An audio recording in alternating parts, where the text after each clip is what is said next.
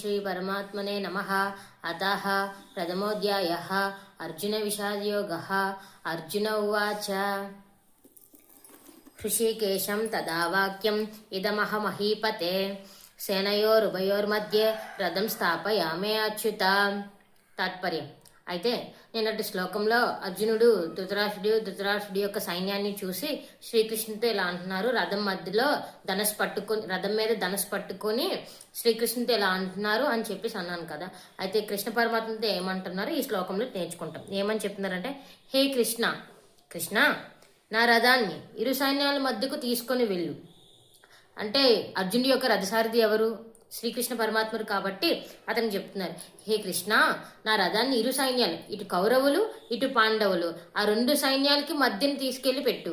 ఎందుకు పెట్టమన్నారు? ఏం చూస్తారు ఇరు సైన్యాలు, ఏం చూస్తారు అనేది, ఎందుకు అలా చేశారు అని చెప్పేసి రేపటి శ్లోకంలో తెలుస్తుంది అనమాట. ఇది ఈరోజు శ్లోకం యొక్క భావం. హరి ఓం హరి ఓం హరి ఓం. హరే కృష్ణ.